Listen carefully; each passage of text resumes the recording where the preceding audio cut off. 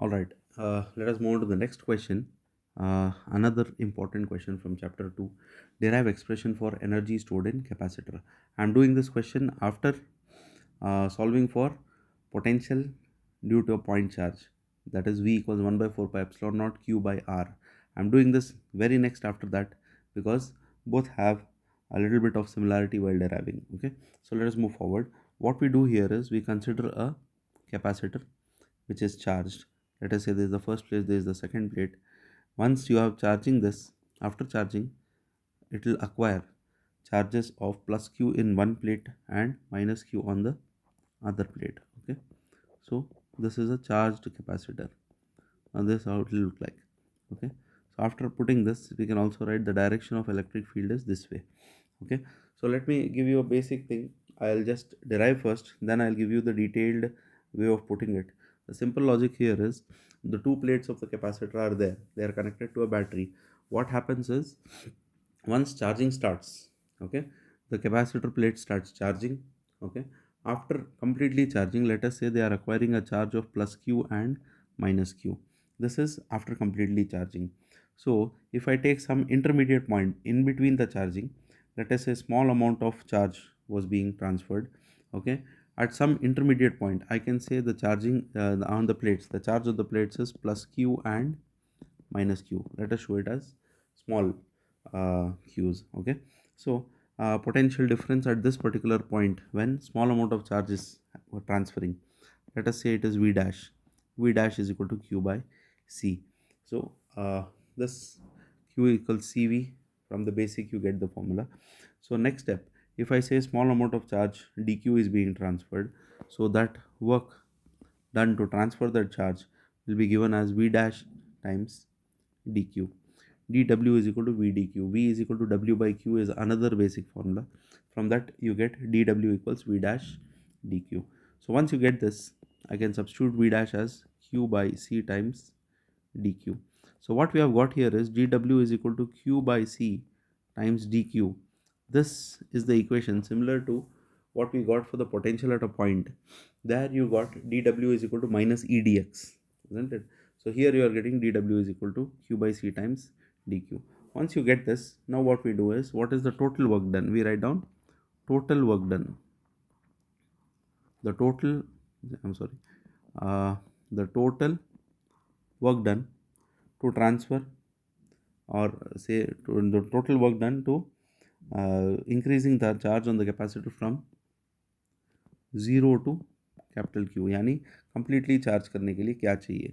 So same equation I'll just integrate it from 0 to capital Q times dw. Okay, so this happens 0 to q times dw is q by c times dq.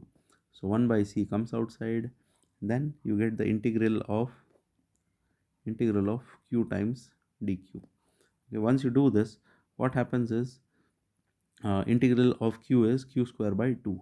So you get q square by 2, 1 by c outside, and you get q square by 2 with the limits 0 to q.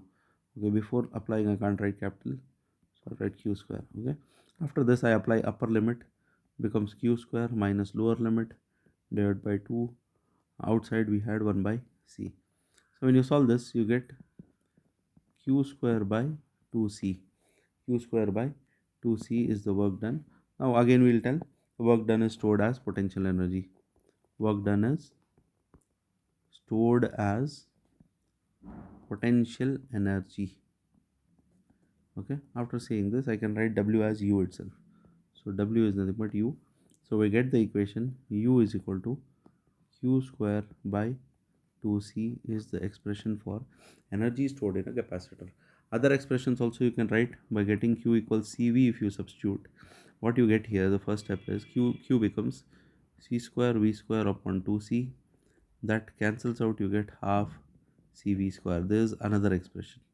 Okay, again you substitute once more, you will get another, the third expression. What you get is half times qv. Okay, so this is the first one, this is the second one, and this is the third one. All the three you will get by using, one is from the integration, the other one is by using the standard formula q equals cv. So you have three particular things. U is given as q square by 2c, or half cv square, or half qv. All the three are relevant and useful for your problems also. I hope you have understood this particular derivation. I have skipped the initial introductory part. Now let's get back and give you the initial introduction so that you understand it better. The working part I have already shown. So what do you write for the exam purpose is, I'll just give a reading or give you the explanation. You can note it down. So consider a capacitor of capacitance C initially uncharged when a potential difference V is applied across the capacitor using a battery. So I'll do a thing. I'll cut it short and tell you the explanation. Consider a capacitor of capacitance C initially charged with a battery V. Okay. After writing so much, we can write the next line. The capacitor plates are charged to plus Q and minus Q. Okay. After that, during the process of transferring charge, okay, let small amount of charge be dq. Okay. At an intermediate situation, the charges on the plates are small q and small minus q. इतना लिख लेकर, and the potential difference in the intermediate situation is v dash is equal to q by c. इतना लिख लेकर directly we can go to the next step, that is the work done to transfer small amount of charge dq is dw is equal to v dash q. यानी इस यहाँ पे लिखना है. Okay. A small amount of work done in moving a small amount of charge through a distant potential v dash is dw is equal to v dash q. After that, you can start with what we have written. So q by c times dq, then you got the dw equation. Then we'll write total work done to move to charge the capacitor from 0 to capital Q is w is equal to integral dw. So upper limit and lower limit you substitute and you solve. Okay. So I hope this is a simple question.